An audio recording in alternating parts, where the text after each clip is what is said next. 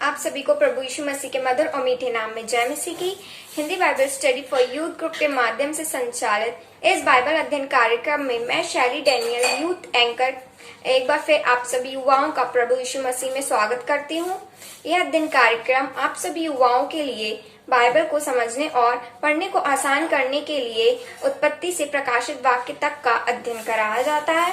अब समय होगा हमारे ग्रुप के biblical facilitator brother Johnson Paul का कि वे आज का अध्ययन प्रारंभ करें।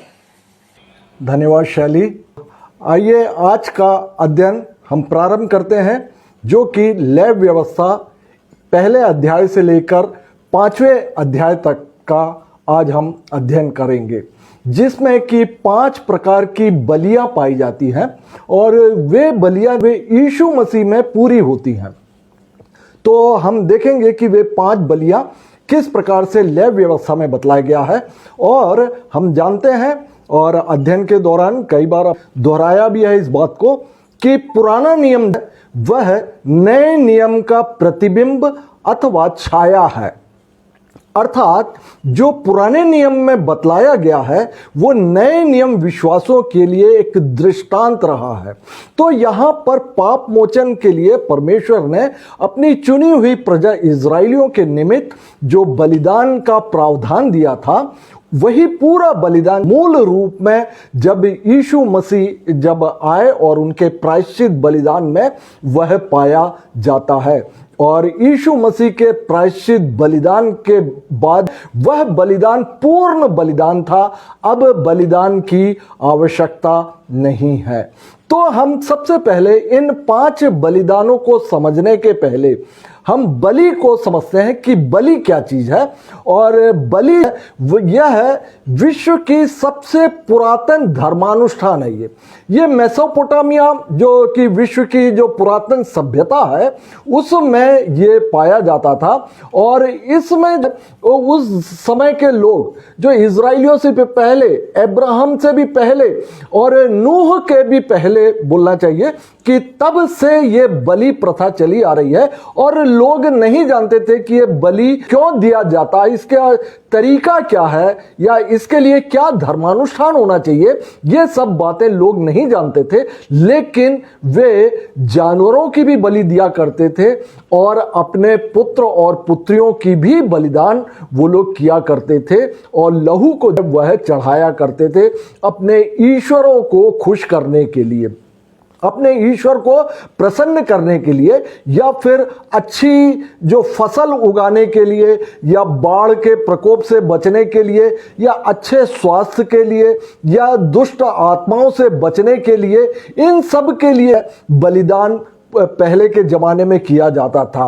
और आज के समय में आप देखेंगे यह बलिदान मुस्लिम समाज में पाया जाता है। वे बकरे या फिर मेमने का बलिदान करते हैं, या फिर अन्य जातियां वो मुर्गे का भी बलिदान आज किया करते हैं। लेकिन मसीही समाज में, क्रिश्चियन में ये बलिदान यह नहीं पाया जाता, क्योंकि हमारे आपके पापों और श्रापों की मुक्ति के लिए और यीशु मसीह ने जो कि एक परफेक्ट बलि के मेमने थे, उनके बलिदान के द्वारा वह हमारे आपके पाप और श्राप वो क्षमा होते हैं और उनके बलिदान के द्वारा यह उठा लिया गया है, पाप और श्राप उठा लिया गया। अब जो इस बलिदान पर विश्वास करता है, परमेश्वर का प्रावधान है कि वह अनंत जीवन भी पाता है।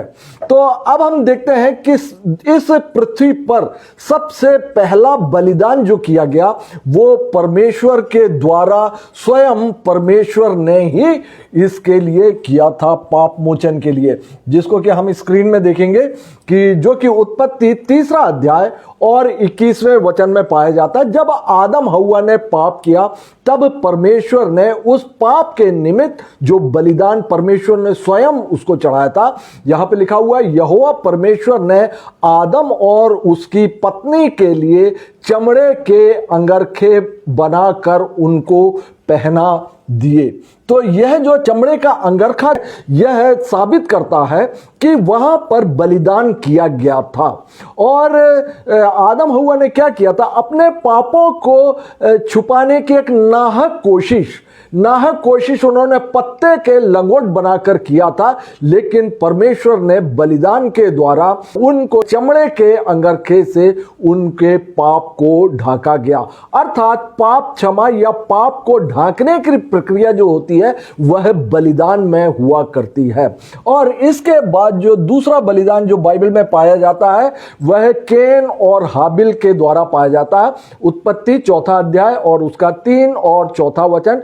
कुछ दिनों के पश्चात केन प्रभु के पास भूमि की उपज में से कुछ भेंट ले आया और हाबिल भी अपनी भेड़ बकरियों के कई एक पहलौठे बच्चे भेंट चढ़ाने ले आया और उनकी चर्बी भेंट चढ़ाई। अब हम जानते हैं इस स्टोरी को, और यहां पर आप देखेंगे कि अन्न बलि भी किया गया जो कि केन के द्वारा और हाबिल के द्वारा वह मेमने या भेड़ बकरी का उन्होंने बलिदान किया था। हम जानते हैं कि हाबिल की भेंट है वो स्वीकार की गई, लेकिन ये इसलिए नहीं कि उसने भेड़ बकरी का बलिदान दिया था, बल्कि उसने विश्वास के द्वारा बलिदान चढ़ाया था। यह नया नियम पुस्तक बतलाती है। अब हम चलते हैं कि बलिदान का उद्देश्य क्या है। इस बलियों का उद्देश्य बाद में, बहुत बाद में, अब्राहम के बाद में और मूसा के समय काल में हमने देखा परमेश्वर ने अपनी चुनी हुई प्रजा के निमित्त जो बलि वस्तुओं के नियम दिए गए, उनके धर्मानुष्ठान किस प्रकार से किए जाने हैं और क्या पाप होने पर क्या बलिदान किया जाना, ये सब का प्रावधान दिया है जो कि लेव व्यवस्था में पाया जाता है। तो इसका हम अध्ययन करेंगे, लेकिन इस अब्राहम से भी पहले जो बलिदान हुआ करते उनके विषय में हम समझने की कोशिश कर रहे हैं कि यह बलि प्रथा क्या है। तो बलि के कुछ उद्देश्य हुआ करते थे, और जैसे कि ये बलिदान जो होता था ये मनुष्य के अंदरूनी भावनाओं को ये बाहरी धर्मानुष्ठान के द्वारा व्यक्त करना होता था या फिर प्रकट करना होता था। जो पाप के कारण जो भीतरी जो आंतरिक भाव होते थे उसको एक बलिदान के रूप में धर्मानुष्ठान के द्वारा उसको वो प्रकट किया करते थे। और बलिदान का उद्देश्य होता था कि पश्चाताप किया जाना और पाप मोचन किया जाना। और इसके बदले हम देखते हैं कि जैसा कि यीशु मसीह के बलिदान में भी पाया जाता है, जो कि इब्रानियों 10वां अध्याय और उसके 12वें वचन में पाया जाता है कि पापों के बदले एक ही बलि सदा के लिए चढ़ाकर परमेश्वर के दाहिनी ओर जा बैठे। अब हम देखते हैं कि हमने आदम हव्वा के समय पर जो पहला बलिदान परमेश्वर के द्वारा स्वयं दिया गया, और दूसरा हमने देखा केन हाबिल के द्वारा दिया गया। और केन हाबिल के बाद में हम जानते हैं कि पृथ्वी जो उपद्रव से भर गई थी, अनैतिकता से भर गई थी, और परमेश्वर ने जो जल प्रलय से इस पृथ्वी के समस्त प्राणियों को नष्ट कर दिया, और एकमात्र नूह और उसके परिवार के कुल मिला के 8 लोग इस पृथ्वी पर शेष बचे रह गए थे। तो जब जल प्रलय समाप्त हो गया तब नूह ने जैसे ही सूखी भूमि पे कदम रखा, सबसे पहला काम जो नूह ने किया वह बलिदान किया। उन्होंने शुद्ध पशु और पक्षियों को लिया और उसको बलिदान किया। तब परमेश्वर ने कुछ नियम वहां पर नूह के समय काल में बतलाए, जैसे कि हम स्क्रीन में देखने जा रहे हैं कि जैसा उत्पत्ति 8 अध्याय और 20 और 21वें वचन में पाया जाता है कि तब नूह ने यहोवा के लिए एक वेदी बनाई और सब शुद्ध पशुओं और सब शुद्ध पक्षियों में से कुछ कुछ लेकर वेदी पर होम बलि चढ़ाया। इस पर यहोवा ने सुखदायक सुगंध पाकर, ध्यान दीजिए, सुखदायक सुगंध पाकर सोचा कि मनुष्य के कारण मैं फिर कभी भूमि को शाप ना दूंगा। यद्यपि मनुष्य के मन में बचपन से जो कुछ उत्पन्न होता है सो बुरा ही होता है, तो भी जैसा मैंने सब जीवों को अब मारा है वैसा उनको फिर कभी ना मारूंगा। तो यहां पर आप देखते हैं कि जो नूह ने जो बलिदान किया था उसकी सुखदायक सुगंध पाकर परमेश्वर प्रसन्न हुए। यहां पर होम बलि दी गई थी। होम बलि दी जाती थी। पुराने जमाने होम बलि मतलब जो बलि वस्तु रहता उसको आग में पूर्ण रूप से होम किया जाना या फिर जला दिया जाना। तो यहां पे लिखा हुआ है कि परमेश्वर ने सुखदायक सुगंध पाकर, आगे हम इस बात को और भी डिटेल में हम देखेंगे। इस बलिदान के द्वारा आप देखिएगा कि परमेश्वर प्रसन्न हो गया और उन्होंने एक वादा या एक वाचा स्थापित की मनुष्य जाति से कि अब जल प्रलय की भांति मैं इस पृथ्वी पर मानव को मैं नष्ट नहीं करूंगा। तो बलिदान की जो महत्व है उसको हम आप इस बात में देख सकते हैं। और नूह को ही जो बलिदान में आप देखेंगे, एक तो उसका लहू रहता है, दूसरा बलि वस्तु का शरीर हुआ करता। शरीर और लहू, बाद के समयों में नियम पाया जाता है कि जो बलि वस्तु का शरीर जो रहता है उसको खाया जाता है और लहू जो रहता है वह परमेश्वर के निमित्त वेदी पर चढ़ाया जाता है। तो नूह को इस लहू के महत्व के बारे में और लहू के जो कुछ नियम है वो नूह को परमेश्वर ने बतला कर दिया था, जो कि उत्पत्ति 9वां अध्याय और उसका 4 वचन में पाया जाता है कि मांस को प्राण समेत अर्थात लहू समेत तुम ना खाना। लहू समेत ना खाना, क्योंकि लहू में ही प्राण रहता है। और हम आप जानते हैं कि जो मानव जो शरीर है वो 3 चीजों से मिलकर बना हुआ है, देह, प्राण और आत्मा। तो देह, जैसे कि आदम को जो है मिट्टी से रचा, तो देह वह मिट्टी है और मिट्टी में ही मिल जाता है।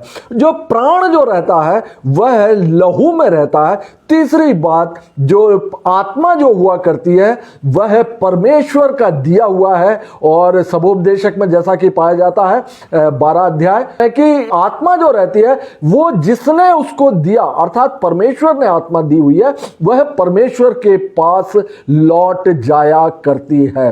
तो नूह को जो लहू का नियम दिया गया था उसमें यह दिया गया था कि मांस को प्राण समेत अर्थात लहू समेत तुम नहीं खाना, लहू के साथ में तुम्हें बलि वस्तु को मत खाना। और लेव व्यवस्था 17 अध्याय और उसका 11 और 14 ये मूसा को दिए हुए नियमों में इस बात को और ज्यादा क्लियर किया, क्योंकि शरीर का प्राण लहू में रहता है, उसको मैंने तुम लोगों को वेदी पर चढ़ाने के लिए दिया है ताकि तुम्हारे प्राणों के लिए प्रायश्चित किया जाए।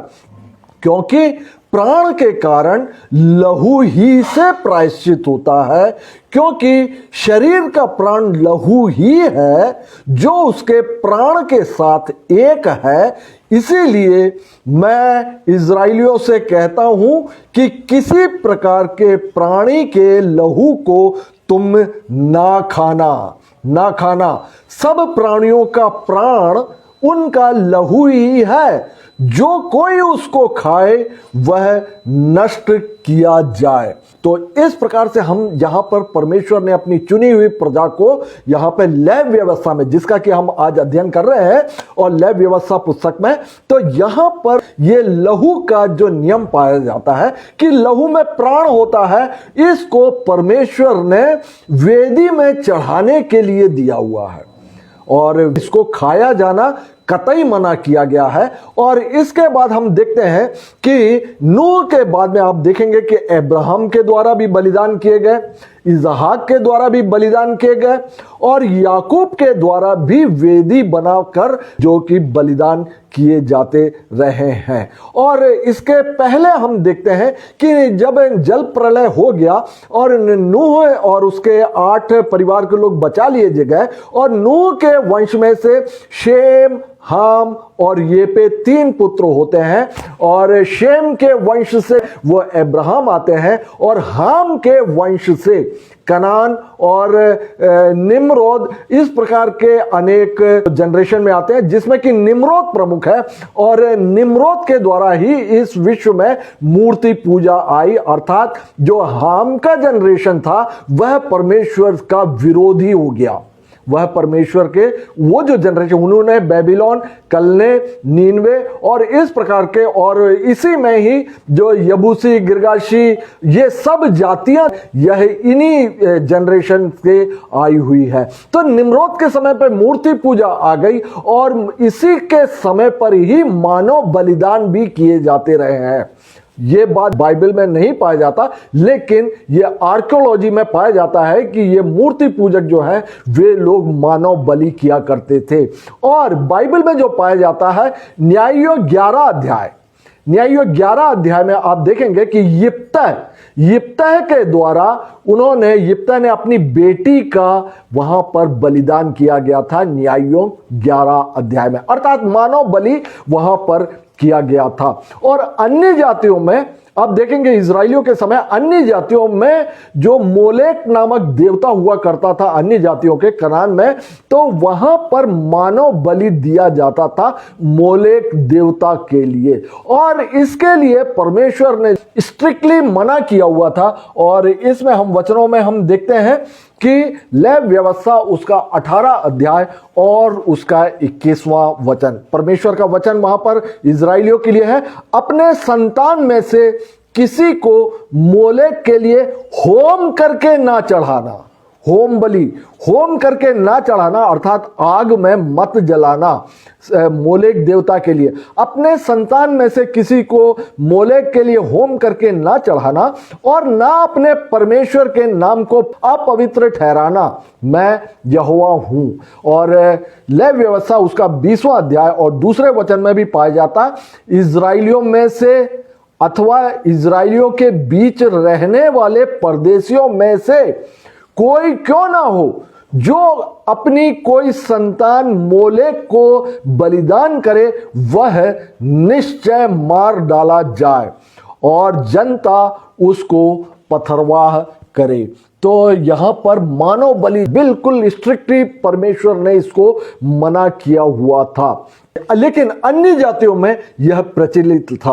और बाइबल में मैंने जैसा बताया, ये यिप्तह ने भी न्यायियों के समय काल में आकर यिप्तह ने भी अपना बेटी का इसी प्रकार का बलिदान दिया हुआ था, जो कि मानव बलि पाया जाता है। और आप देखेंगे कि ये जो नियम देने के पहले अब्राहम भी अपने पुत्र इसहाक को होम बलि के लिए ही लेकर गए थे और इसहाक को पर्वत पर ले गए, मोरिया पर्वत पर, कि वहां पर उसका बलिदान किया जाए। लेकिन परमेश्वर ने उसके स्थान पर एक मेमना बतला कर दिया और इसहाक वह मारा नहीं गया, उसके बदले में मेमने की मृत्यु वहां पर हुई थी। अब हम देखते हैं कि बलि के कुछ नियम हैं। अभी हमने लहू के नियम समझे, अब हम देखते हैं कि बलि के भी कुछ नियम हैं जो कि परमेश्वर के द्वारा अपनी चुनी हुई प्रजा को पुराने नियम में या फिर ये लेव व्यवस्था में ही दिए गए थे। मैंने आपको बताया कि लेव व्यवस्था में 1 से लेकर 5 अध्याय में 5 प्रकार की बलि पाई जाती है, जो कि यीशु मसीह में आके फाइनली पूरी होती है। ये पांचों बलिदान उसमें आकर पूरा होता है। तो यहां पर आप देखेंगे कि बलि जो होता है, बलि के क्या नियम है।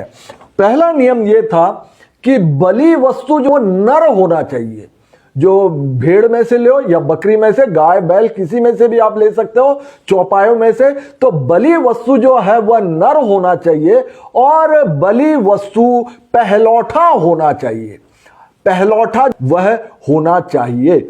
दूसरा नियम है कि बलि चढ़ाने वाला व्यक्ति, जो पापी व्यक्ति है, वह बलि वस्तु के सिर पर हाथ रखे और फिर उसका बलिदान करे। तीसरा नियम यह है कि बलि वस्तु पर जुआ कभी ना रखा हो, अर्थात जो खेतों में आप देखेंगे बैल खेत जोते हैं, उनके कंधे पे जो रखा रहता उसको जुआ कहलाता, तो अर्थात उस पर किसी प्रकार का बोझ ना रखा गया हो और बलि वस्तु की कोई हड्डी तोड़ी ना जाए। ये बलि वस्तु के नियम है। बलि वस्तु का मरना अत्यंत आवश्यक है। बलि वस्तु के नियम है ये। और बलि वस्तु का खाया जाना, बलिदान के बाद में इसको खाया जाना आवश्यक है। और बलि वस्तु का फाटक के बाहर जलाया जाना आवश्यक है। जो फाटक के बाहर अर्थात जो टैबरनेकल हुआ करता था और जो इसके भी बाहर बलि वस्तु को जलाया जाता था। लहू का वेदी पर चढ़ाया जाना आवश्यक है। ऐसे ही लहू को बहा नहीं देना है, उसमें को लहू वेदी के ऊपर, क्योंकि परमेश्वर के निमित्त बलिदान किया जा रहा होता है और पाप क्षमा के लिए यह बलिदान किया जा रहा होता है, तो लहू का वेदी पर चढ़ाया जाना आवश्यक होता है। अगला नियम यह है कि पापी के द्वारा बलि वस्तु के सिर पर हाथ रखकर बलिदान भी करना होता था, जिसको कि हम पहले देख चुके हैं। और सुखदायक सुगंध के लिए चर्बी को जलाया जाता था। बलि वस्तु के चर्बी को जलाया जाता था। और लेव व्यवस्था में एक एक बात को दिया हुआ है कि पहले जो है चमड़ी का क्या होगा और गोबर का क्या होगा, और बलि वस्तु की कोई भी हड्डी टूटी हुई नहीं होना चाहिए, और बलि वस्तु निर्दोष होना चाहिए। निर्दोष मतलब उसमें किसी भी प्रकार का दोष नहीं होना चाहिए। उसका अंग भंग, कान कटा हुआ या आंख फूटा हुआ, इस प्रकार का किसी भी प्रकार का दोष नहीं होना चाहिए। और या किसी प्रकार की चर्म रोग हो, या फिर जैसे कि नियम में पाया गया कि उसकी कोई हड्डी टूटी ना जाए, कोई लंगड़ा लूला, इस प्रकार का बलि वस्तु जो निषेध किया गया है इसको। और यीशु मसीह में हम इन बातों को, ये सारी बातें आप देखेंगे कि यीशु मसीह में जाकर पूरी होती हैं।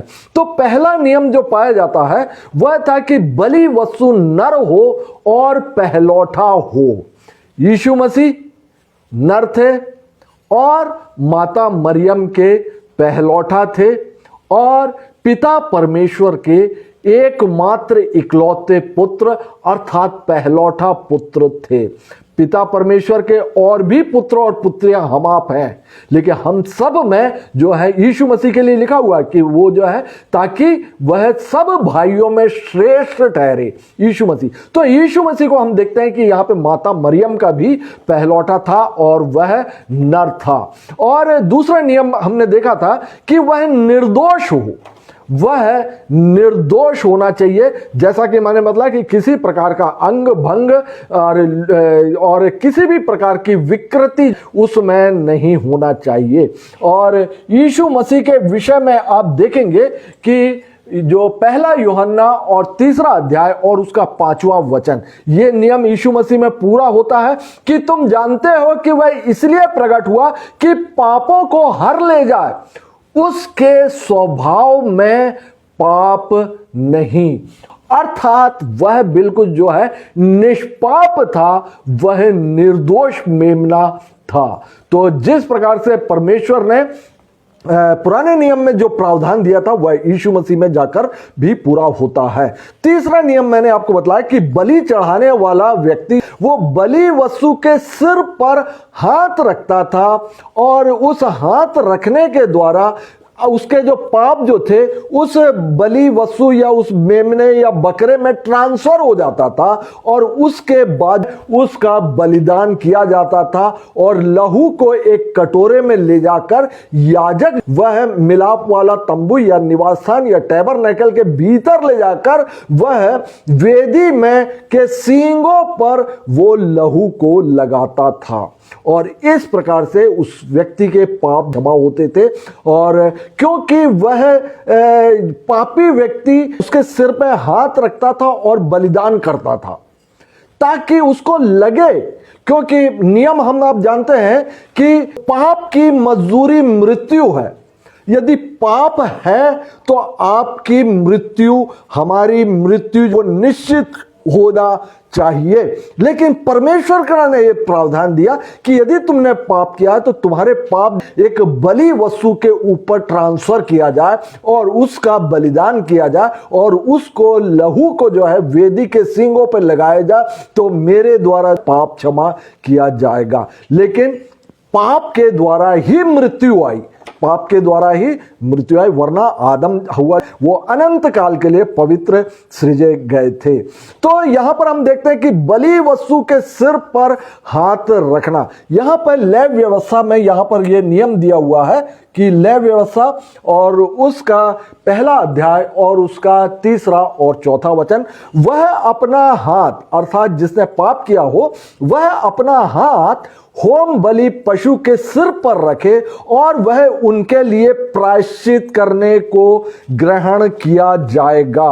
और लेव व्यवस्था और उसका तीसरा अध्याय और उसका दूसरे वचन में पाया जाता है, वह अपना हाथ अपने चढ़ावे के पशु के सिर पर रखे और उसको मिलाप वाले तंबू के द्वार पर बलि करे, अर्थात टैबरनेकल, मिलाप वाले तंबू अर्थात टैबरनेकल के द्वार पर बलि करे।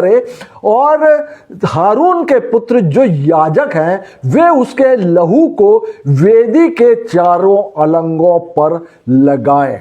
तो ये जो नियम है कि आप देखेंगे मिलाप वाले तंबू जो था, जिसका कि अध्ययन हम पिछले हफ्तों में हम कर चुके हैं, कि उसके जो है 3 भाग हुआ करता था।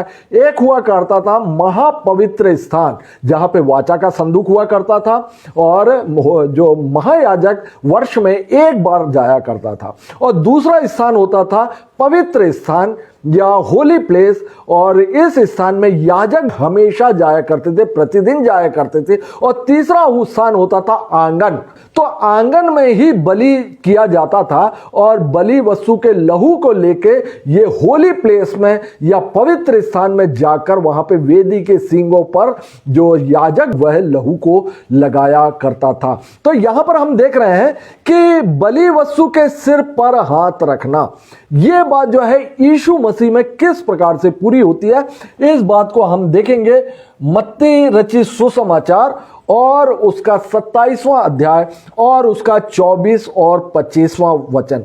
वहां पर लिखा हुआ, जब पिलातुस ने देखा कि कुछ बन नहीं पड़ता परंतु इसके विपरीत हुल्लड़ होता जाता है, और पिलातुस ने देखा था कि ये निर्दोष है, इसने कोई गलती नहीं की है, लेकिन जो यहूदी बहुत जोर जोर से चिल्ला रहे थे कि इसको क्रूस पर चढ़ाओ, इसको क्रूस पर चढ़ाओ, तब की बात है जब पिलातुस ने देखा कि कुछ बन नहीं पड़ता तब परंतु इसके विपरीत हुल्लड़ होता जाता है, तो उसने पानी लेकर भीड़ के सामने अपने हाथ धोए और कहा, मैं इस धर्मी के लहू से निर्दोष हूं, तुम ही जानो। तो यहां पर पिलातुस ने अपने आप को बरी कर लिया, यीशु मसीह के जो मारे जाने से लगने वाले पाप से पिलातुस ने अपने आप को बरी कर लिया। लेकिन यहूदियों ने क्या किया, लिखा है आगे, सब लोगों ने उत्तर दिया, सब लोग मतलब यहूदियों ने उत्तर दिया कि इसका अर्थात यीशु का लहू हम पर और हमारी संतान पर हो। एक बार और फिर मैं पढ़ दे रहा हूं, यहूदियों ने उत्तर दिया कि इसका अर्थात यीशु का लहू हम पर और हमारी संतान पर हो। इस प्रकार से इस जो बलि का मेमना जो था परमेश्वर ने जिसको सारे जगत के पाप उठा ले जाने के लिए निश्चित किया था, उस मेमने के सिर पर यहूदियों ने एक प्रकार का हाथ रखकर अपने ऊपर ले लिया। सारे पाप को जो है उन्होंने अपने ऊपर उस जिम्मेदारी को ले लिया। इसके लिए लिखा हो कि इसका जो लहू है हम पर और हमारी संतान जनरेशन टू जनरेशन पर, आप देखेंगे कि यहूदी जो है वह दोषी ठहराए गए हैं। और अगला नियम हम देखते हैं, चौथा नियम, कि बलि वस्तु के कंधे पर किसी भी प्रकार का जुआ ना रखा हो, जो कि बलि का नियम है। ऐसा पशु बलि के लिए परमेश्वर ने इजराइलियों को नियम दिया हुआ था। तो ये जो पाया जाता है, आप गिनती नामक पुस्तक और उसका 19 अध्याय और उसका दूसरे वचन में, कि व्यवस्था की जिस विधि की आज्ञा यहोवा देता है वह यह है कि तू इजराइलियों से कह कि मेरे पास एक लाल निर्दोष बछड़ा ले आओ जिसमें कोई भी दोष ना हो, अर्थात निर्दोष होना चाहिए, लंगड़ा लूला इस प्रकार का ना हो, और जिस पर जुआ कभी ना रखा गया हो। यह नियम दिया था। और इसके बाद हम यीशु मसीह में इस नियम को देखते हैं। यीशु मसीह ने मत्ती रचित सुसमाचार सुसमाचार उसका 11:28 से लेकर 30 में कहा था, हे सब परिश्रम करने वालों और बोझ से दबे लोगों, अर्थात हमारे आपके ऊपर जुआ बोझ दबाए हुए है, हे सब परिश्रम करने वालों बोझ से दबे लोगों मेरे पास आओ, मैं तुम्हें विश्राम दूंगा। मेरा जुआ अपने ऊपर उठा लो और मुझसे सीखो, क्योंकि मैं नम्र और मन में दीन हूं, और तुम अपने मन में विश्राम पाओगे, क्योंकि मेरा जुआ सहज और मेरा बोझ हल्का है।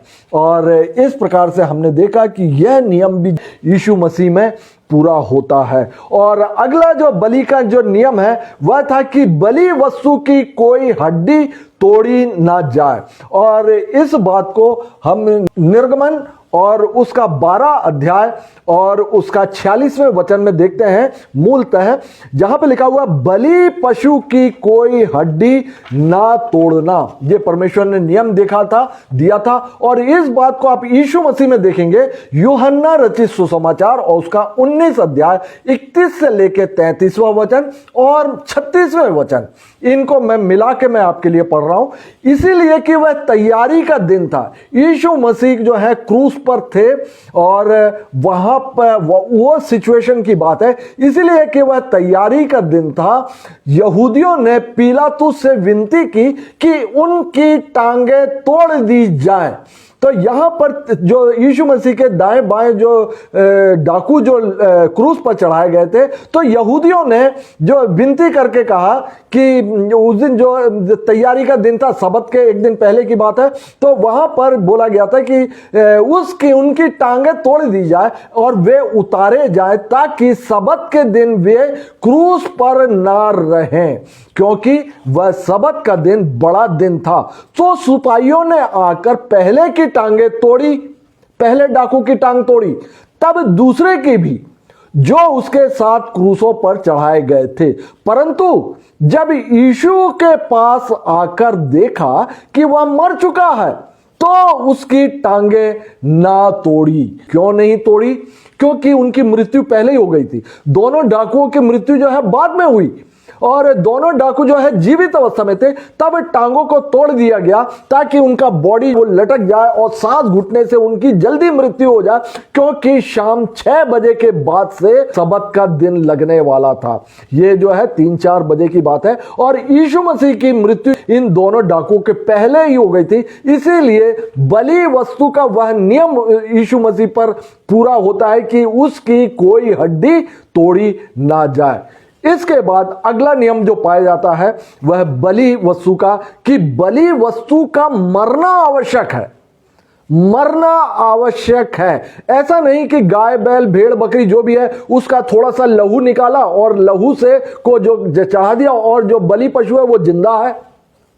यह बलि नहीं कहलाएगी जब तक बलि वस्तु की मृत्यु ना हो जाए, वह बलि वो निरर्थक होता है। और इस बलि पशु के मृत्यु के विषय में आप देखेंगे इब्रानियों की पुस्तक नए नियम में, जो कि यीशु मसीह में पूरी होती है, और इब्रानियों की पुस्तक और उसका 9वां अध्याय 16 और 17 वचन, क्योंकि जहां वाचा बांधी गई है वहां वाचा बांधने वाले की मृत्यु का समझ लेना भी आवश्यक है, क्योंकि ऐसी वाचा मरने पर पक्की होती है। ऐसी वाचा मरने पर पक्की होती है, और जब तक वाचा बांधने वाला जीवित रहता है तब तक वाचा काम की नहीं होती। हम आप जानते हैं कि जो पुरानी वाचा है, इसी इजराइलियों के साथ में मूसा के द्वारा परमेश्वर ने बांधा था होरेब पर्वत पर। और जब इस वाचा को परमेश्वर की चुनी हुई प्रजा ने तोड़ दिया, तब जो यिर्मयाह में नई वाचा का परमेश्वर ने प्रावधान किया, और नई वाचा के जामिन और नई वाचा यीशु मसीह के बलिदान के द्वारा समस्त मानव जाति के साथ परमेश्वर ने बांधा हुआ था। इसी वाचा के बारे में यहां पर बतलाया गया है कि क्योंकि जहां वाचा बांधी गई है वहां वाचा बांधने वाले की मृत्यु का समझ लेना भी आवश्यक है, क्योंकि ऐसी वाचा मरने पर पक्की होती है, और जब तक वाचा बांधने वाला जीवित रहता है तब तक वाचा काम की नहीं होती। इसके बाद जो नियम है कि बलि वस्तु का बलि करने के बाद में इसके शरीर को वो खाया जाता था। इसके पेट के गोबर अतड़िया इन सबको जो है निकाल दिया जाता था और इसके जो चमड़ी है उसको निकाल दिया जाता था और इसके जो चर्बी जो हुआ करता था, जो किडनी के ऊपर लपटी हुई और हाथों के ऊपर लपटी हुई जो चर्बी है, इनको जलाया जाता था। इस चर्बी के जलाने से परमेश्वर को सुखदायक सुगंध मिलती थी और उससे परमेश्वर प्रसन्न हुआ करता था। चर्बी खाने के लिए पुराने नियम में पूरी तरह मना किया गया है कि फैट वो नहीं खाना चाहिए, क्योंकि यह परमेश्वर के निमित्त सुखदायक सुगंध है। लेकिन आज ऐसा नहीं है। आज किसी भी प्रकार के आप चर्बी मटन आप बिल्कुल खा सकते हैं, क्योंकि अब बलिदान के वे नियम अब नहीं लगते हैं, क्योंकि यीशु मसीह के बलि के द्वारा समस्त पुराने जो नियम जो हैं वो समाप्त हो गए। तो यहां पर मैं बात कर रहा था अगला नियम जो 7वां नियम है, बलि वस्तु का खाया जाना आवश्यक है। इस विषय में लेव व्यवस्था और उसका 7वां अध्याय और 6वें वचन में पाया जाता, याजकों में के सब पुरुष उसमें से खा सकते हैं। बलि वस्तु में से वह किसी पवित्र स्थान में खाया जाए, क्योंकि वह परम पवित्र है। ध्यान दीजिएगा, याजक ही इस बलि वस्तु को खा सकता था। और मत्ती रचित सुसमाचार और उसमें जो यीशु मसीह का जो लास्ट सपर के टाइम पर आप देखेंगे, मत्ती 26 में पाया जाता, जब वे खा रहे थे तो यीशु ने रोटी ली और आशीष मांगकर तोड़ी और चेलों को देकर कहा, लो खाओ, यह मेरी देह है।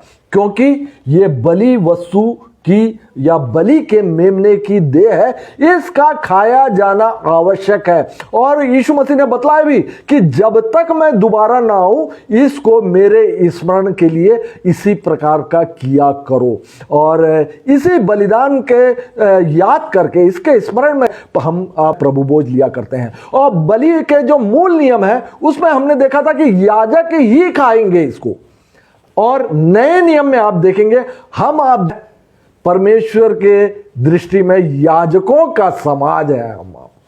हम आप याजकों का समाज हैं, इसीलिए हम आप प्रभु भोज लेने के लिए बिल्कुल सही हैं। और प्रभु भोज याजक होने के नाते हम आप प्रभु भोज भी नए नियम के हिसाब से हम लिया करते हैं। 8वां नियम है कि बलि वस्तु का फाटक के बाहर या छावनी के बाहर जलाने का नियम दिया गया था, जो कि लेव व्यवस्था और उसके 4था अध्याय और उसका 11 और 12वें वचन में पाया जाता। उस बछड़े की खाल, पांव, सिर, अतड़िया, गोबर और सारा मांस, निदान समूचा बछड़ा छावनी से बाहर शुद्ध स्थान में जहां राख डाली जाएगी ले जाकर लकड़ी पर रखकर आग से जलाएं। जहां राख डाली जाती है वह वही जलाया जाए। और रक्त को क्या करना है? लहू तो जो है ये टैबरनेकल के भीतर ले गए, और बाकी जो शरीर और बाकी जो चीजें हैं इनके विषय में लिखा गया कि समूचा बछड़ा छावनी से बाहर शुद्ध स्थान में जलाएं। और इस बात को यीशु मसीह में हम देखते हैं, जो कि पाया जाता है इब्रानियों 13 अध्याय और उसका 11 और 12वें वचन में, क्योंकि जिन पशुओं का लहू महायाजक पाप बलि के लिए पवित्र स्थान में ले जाता है, उनकी देह, उनका शरीर जो है छावनी के बाहर जलाई जाती है। इसी कारण यीशु ने भी लोगों को अपने ही लहू के द्वारा पवित्र करने के लिए नगर फाटक के बाहर दुख उठाया। फाटक के बाहर मसीह ने दुख उठाया। जो यरूशलेम हुआ करता, उसकी जो शहरपनाह थी, उसमें एक ही मुख्य फाटक होता था, जिसमें कि नगर के भीतर और नगर के बाहर आना जाना किया करता था। और शाम को वो फाटक बंद कर दिया जाता था और बाहर से भीतर कोई नहीं आ सकता था नगर में, और ना ही भीतर का व्यक्ति बाहर जा सकता था। सुबह सुबह जो है वो फाटक खोल दिया जाता था, तो व्यापारी नगर के भीतर आ सकते थे और नगर के भीतर के लोग भी बाहर जाया करते थे। तो यही था वो नगर फाटक। और नगर फाटक के बाहर जो गोलगोत्ता नामक जो स्थान था, वहां पर यीशु मसीह को क्रूस पर चढ़ाया गया था। इसी को लिखा है कि छावनी के बाहर जलाया जाए।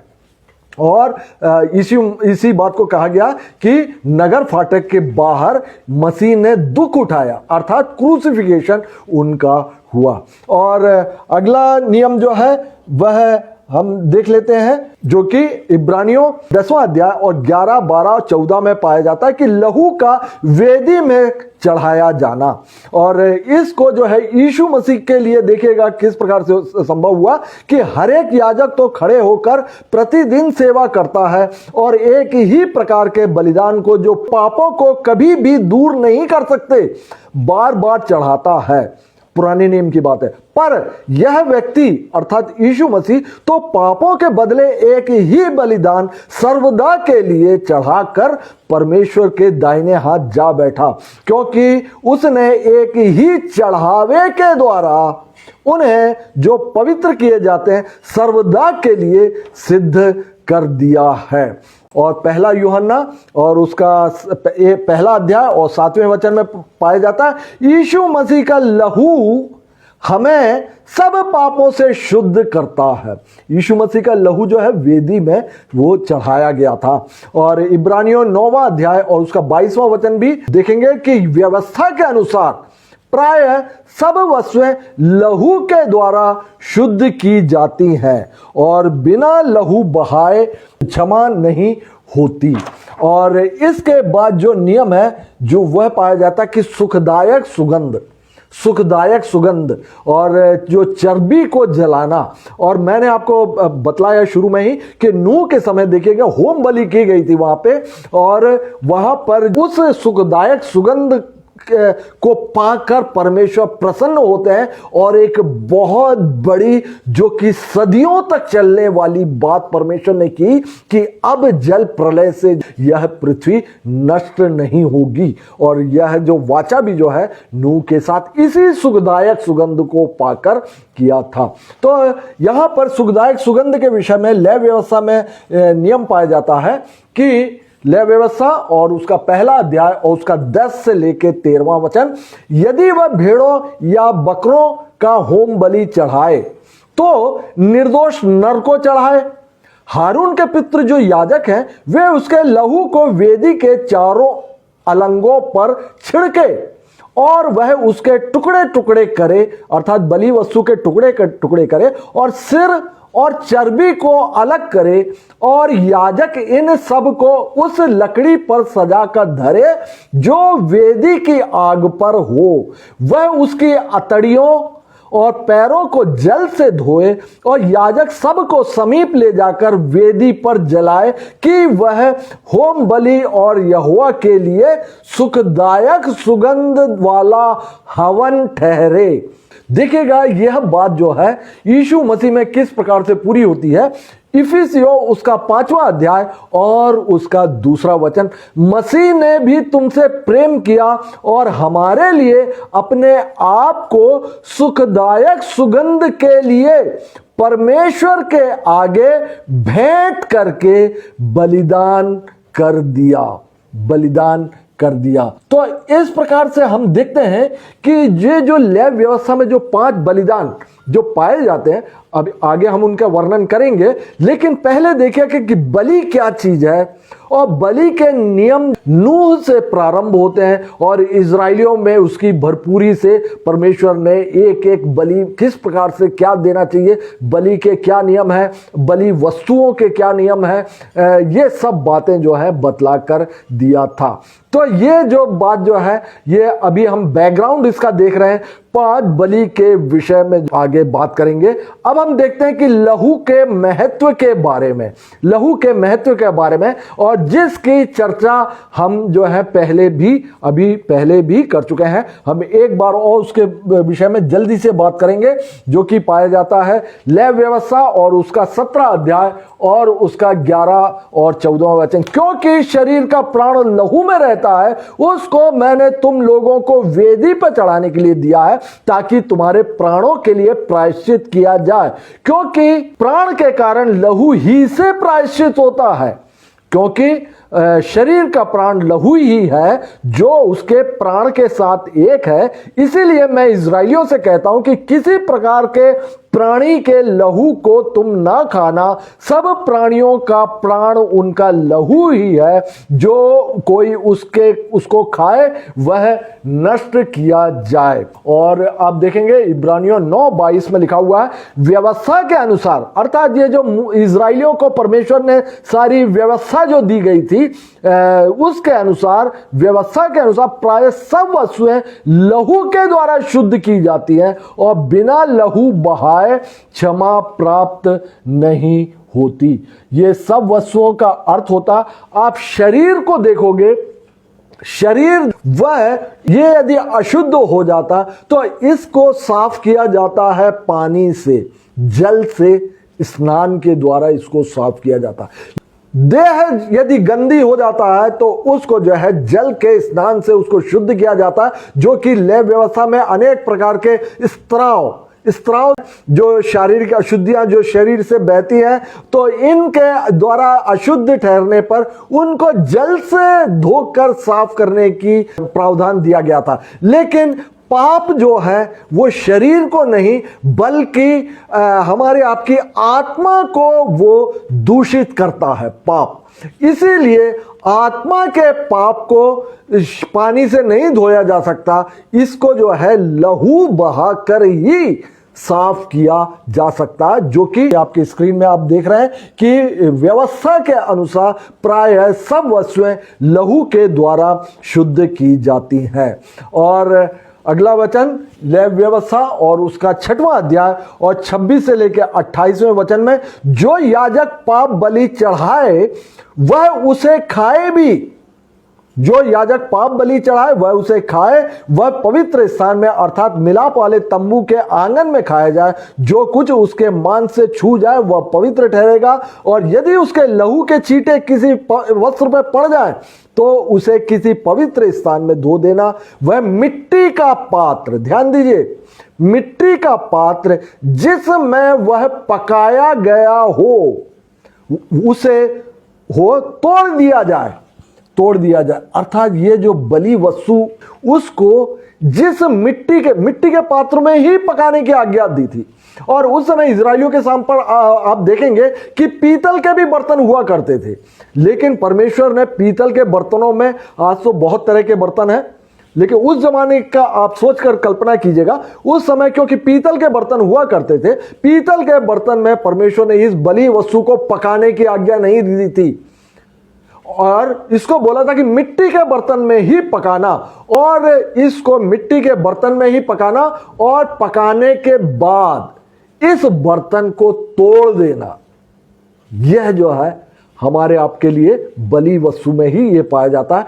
यह जो शरीर है इसको नए नियम में भी मिट्टी का पात्र, मिट्टी का बर्तन बोला गया है, और इसी मिट्टी के बर्तन में बलिदान किया जाना आवश्यक है।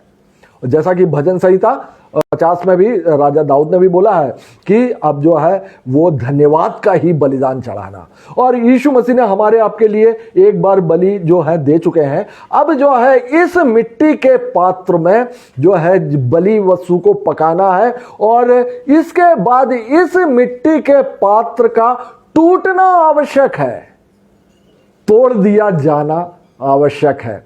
जब यह बलिदान हमारे अंदर इस शरीर में पूरा होता है तब यह शरीर अपने आप टूट जाता है, और टूटा और पिसा हुआ मन, भजन संहिता में बोला हुआ, टूटा और पिसा हुआ मन परमेश्वर के योग्य बलिदान है। तो इस शरीर का या इसका टूटना भी आवश्यक है। और यही बात मैंने आपको बताया कि पुराना नियम जो है दृष्टांत है, नया नियम जो है वो मूल है। पुराना नियम जो है वो पुरानी अब हो चुकी है, नया व्यवस्था जो है वो लागू होती है। पुराना नियम जो है वो उसका प्रतिबिंब है नए नियम का। तो प्रतिबिंब में देखिएगा किस प्रकार के सिंबॉलिकली सारी बातों को बतलाया गया जो कि नए नियम में आकर पूरी होती है। और इसके बाद आप कुछ जो बलि वस्तु हुआ करते थे इनको चढ़ाने की वेदी के कुछ नियम भी पाए जाते हैं। व्यवस्था विवरण और उसका 27 अध्याय और उसका 5 और 6वां वचन, अपने प्रभु परमेश्वर के लिए पत्थरों की एक वेदी बनाना उन पर कोई औजार ना चलाना, अपने प्रभु परमेश्वर की वेदी अनगढ़े पत्थरों की बनाकर, ध्यान दीजिए, अनगढ़े पत्थरों की बनाकर उस पर उसके लिए होम बलि चढ़ाना। मैं आपके लिए स्क्रीन को एज इट इज रख रहा हूं ताकि आप इस बात को जानें कि अपने प्रभु परमेश्वर के पत्थरों की एक वेदी बनाना, पत्थर की वेदी होना चाहिए और उन पर कोई औजार नहीं चलाना, अर्थात अनगढ़े पत्थरों का वेदी। हम आप अनगढ़ पत्थर हैं, मुझ में कुछ अलग स्वभाव है, किसी में कुछ दूसरा स्वभाव है, तो इसी प्रकार की वेदी को परमेश्वर स्वीकार करता है। अलग अलग स्वभाव वाले वेदियों को जो है परमेश्वर स्वीकार करता है और उस पर जो होम बलि उस पर चढ़ाए, ये हम पर जो चढ़ाए गए जो बलिदान के विषय में यहां पर पाया जाता है। और लिखा हुआ, हारून और उसके पुत्रों को आज्ञा देकर यह कहे कि होम बलि की व्यवस्था है यह है कि अर्थात होम बलि ईंधन के ऊपर रात भर भोर तक वेदी पर पड़ा रहे और वेदी की अग्नि वेदी पर जलती रहे और वेदी पर आग लगातार जलती रहे, वह कभी बुझने ना पाए। ये वेदी के नियम है। अभी हमने लहू के नियम देखे थे और बलि वस्तु के नियम देखे थे। अब जिसमें जो वेदी पर परमेश्वर को जो लहू चढ़ाया जाता था उसके विषय में, या फिर वेदी जो बाहर वेदी टैबरनेकल के जो आंगन में वेदी हुआ करती थी जिसमें समूचे बलि वस्तु को उसमें रखकर जलाया जाता था, उस वेदी के लिए विषय में भी बोला गया कि वेदी जो है पहली बात अनगढ़ होना चाहिए, अनगढ़ा होना चाहिए, उसको शेप किसी प्रकार का नहीं देना चाहिए। मानव जो है अपने आप को बहुत प्रकार के शेप देता है, बहुत अच्छा अच्छा बनाकर जो है परमेश्वर के सामने पेश करता है। परमेश्वर बोलता है जैसे तुम हो अनगढ़े पत्थर के रूप में तुम मेरे पास आओ और बलिदान चढ़ाओ। यहां पर नियम वेदी का दिया गया कि वेदी पर आग सदा जलती रहे। आग जो है पवित्र आत्मा को बतलाया गया और वेदी जो है यह हम आप स्वयं है। इस वेदी पर पवित्र आत्मा की आग वह सदा जलता रहना चाहिए। और जैसा कि पहला कुरिन्थियों और उसका 3 अध्याय और 16 और 17 वचन में भी पाया जाता है, क्या तुम नहीं जानते कि तुम परमेश्वर का मंदिर हो और परमेश्वर का आत्मा तुम में वास करता है। हम आप जो है परमेश्वर के मंदिर हैं, अर्थात वेदी हैं। यदि कोई परमेश्वर के मंदिर को नाश करेगा तो परमेश्वर उसे नाश करेगा, क्योंकि परमेश्वर का मंदिर पवित्र है और वह तुम हो। और इस प्रकार से हमने जो कुछ बलि के नियमों के विषय में आज हमने देखा और समय के अभाव के कारण हम अगले क्लास में उसमें हम बाकी शेष बातों को लेंगे और उसमें 5 बलिदानों के विषय में भी हम विस्तृत रूप से हम वर्णन करेंगे। 5 बलिदान यीशु मसीह पर हुए 5 घावों को भी बतलाता है। 5 प्रकार के घाव यीशु मसीह को क्रूस पर वहां पर जब क्रूसिफिकेशन से ले जाते समय से लेके क्रूस पर जो हाथ पैरों में कीले ठोकना, सिर पर जो मुकुट रखना और कोड़े मारे जाना, भाले का छेदा जाना, इस प्रकार के 5 जो घाव हैं, इसको 5 लय व्यवस्था में स्थित 5 बलिदानों में ये पाया जाता है। तो इस प्रकार से आज मैं लय व्यवस्था पर के शुरुआत के जो प्रारंभिक जो 1 से लेके 5 अध्याय हैं उनकी भूमिका के तौर पर बलि के विषय में हमने जो पुरातन समय से लेकर इजराइलियों को दिए हुए विभिन्न नियमों, यहाँ तक कि लहू के नियम, वेदी के नियम, बलि वस्तु के नियम आदि के विषय में हमने जाना और वे नियम वो नए नियम में किस प्रकार से लागू होते हैं और दूसरी बात यीशु मसीह में इनकी पूर्ति किस प्रकार से होती है। इन बातों को आज हमने वचनों के आधार पर देखा। तो आज मैं यहाँ पर अध्ययन समाप्त करता हूं और अगले अध्ययन तक के लिए प्रभु में आप सुरक्षित रहिए और प्रभु यीशु मसीह की शांति आप सबों के मध्य में वास करे। Praise the Lord.